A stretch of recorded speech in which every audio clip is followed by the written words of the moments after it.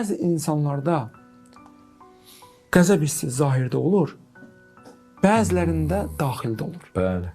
Məsələn, bəzi insanlar deyir ki, axı mən qəzəbli insan deyiləm, bədənim ağrıyır.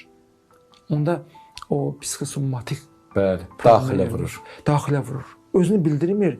Məsələn, nə vaxtsa bunu incidiblər, nə vaxtsa bunun haqqına giriblər və yaxud kimsə bunu təhqir edib. Bu ona bir söz deməyib, amma içində yaşayıb. İçində yaşadığına görə də axı insan bədəni dözmür. İnsan psixologiyası dözmür axı. Bu da insanda bədəni ağrılar yaradır. Elə bil ki, aynı o yığılmış hisslər, nevroz bədən ağrıları necə çıxır? Bəli. Sinir ağrısı yaradır. Artıq maddiləşib. Maddiləşib, bəli. Onda artıq ağrı yaradır. Çünki bu vaxtında yığılmış hisslər ki var, onları məsələn doğru düzgün reaksiya verə bilməyib deyə, onda yığılıb artıq ağrı şəklində çıxır. Hətta müalicə eləyir, həkimlərə gedir, görür xeyri yoxdur. Tam bu insan üzərində çox işləməlidir, düşüncələrini dəyişməlidir.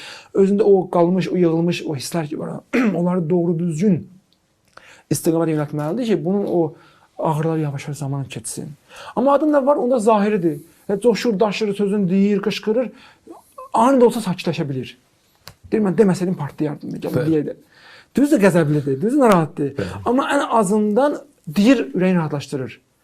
Qısa müddətlidir. Hə, qısa müddətdə özü rahatlaşır, amma qarşı tərəf incidir. Bunu nəzərə almaq lazımdır. Mən qarşı tərəf incidirəm bu işdə.